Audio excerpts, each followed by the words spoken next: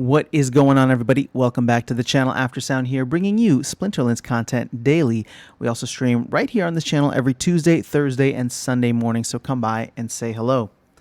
Okay, so it has been exactly a week or about a week since the crypto.com listing went live for US users, which is a big deal. I'm not trying to downplay it, but I do want to share with you the subsequent kind of like pump and dump that we got. So it was a nice little rally. We went up to 13 cents, maybe about like a 20% pump from, 11 and a half or maybe 11 cents up to that 13 and a half cents.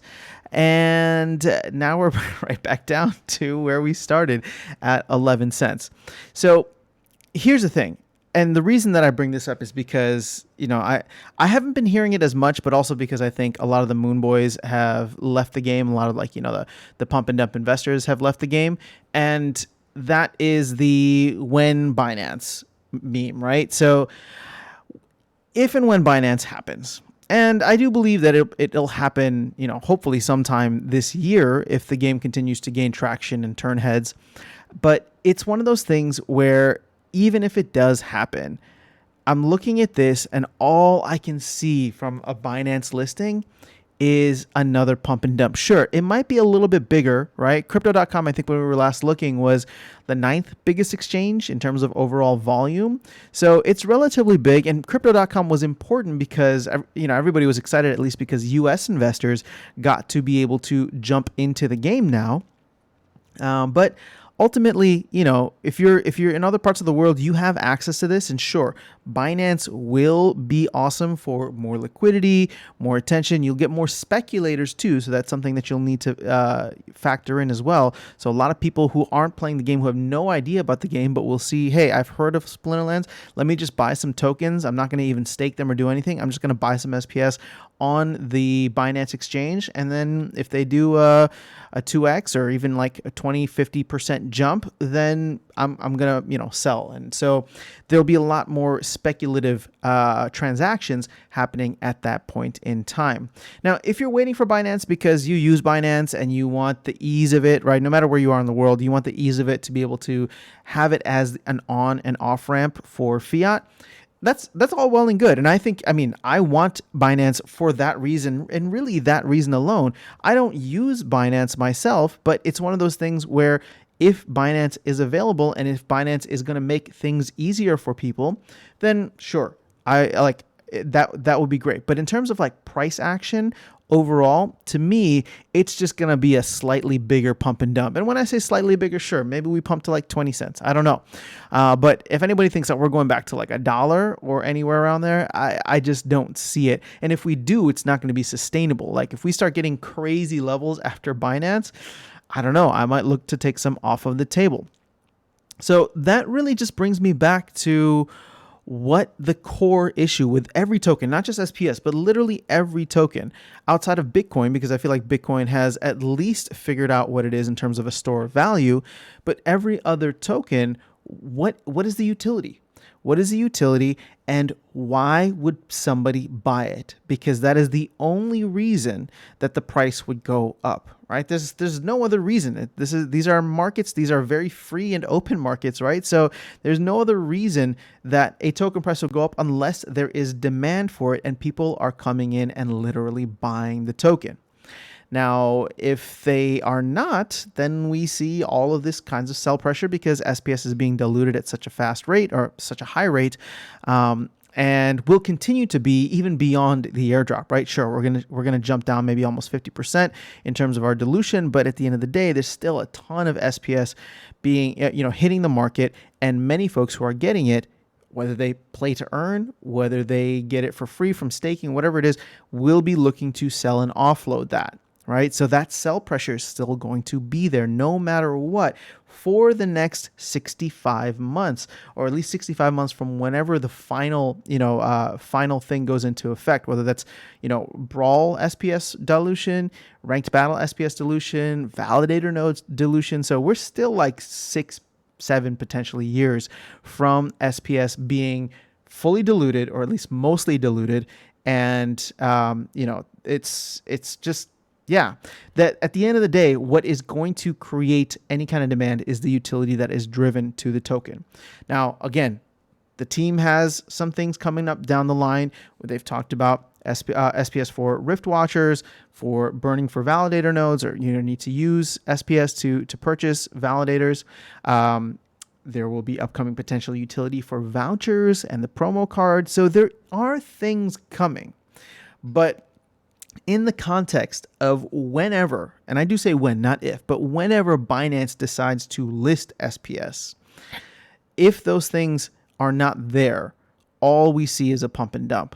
Now we could see some like massive rally, and if the stars align in a way that they did last year, this has nothing to do with a release, or maybe the Rift Watchers release, but if a lot of these elements, such as the nodes, such as a promo card, such as Rift Watchers, do in fact coincide with a Binance listing and makes it a lot easier, and there's a lot of press happening about the game, that all of that, right, kind of tied into one, that momentum can really snowball and take us to potentially new heights, or at least close to where we were before, or all-time highs.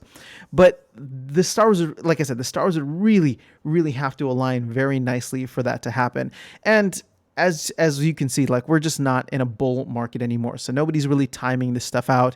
I mean, maybe they could be, none of us have access to the backroom discussions that are happening. But the way that I see it overall is SPS is going to continue to just get beaten down until the end of the airdrop. And then even after the airdrop, we're still going to see a tremendous amount of sell pressure. And it's just going to be who is buying and what are they buying for. And if Rift Watchers, if validator nodes will be enough to really offset that. And let's put it this way, like, I don't even know what land is going to look like, and if we're going to get anything significant in terms of like a collaboration or crossing between land and SPS between the end of the year. It doesn't sound like it, right? Land from a functional perspective, and when I say functional, I guess like from an SPS standpoint, it's just like staking on land or different things like that. That doesn't seem like it's going to happen for at least another 12 months, maybe 18 months. So I'm just trying to, again, this is all I do on this channel, is just try to temper expectations. I want a Binance listing as much as anybody else, but I think if you look at what happened with crypto.com, we're just going to get like a slightly bigger version of this, and slightly bigger could be, significantly bigger.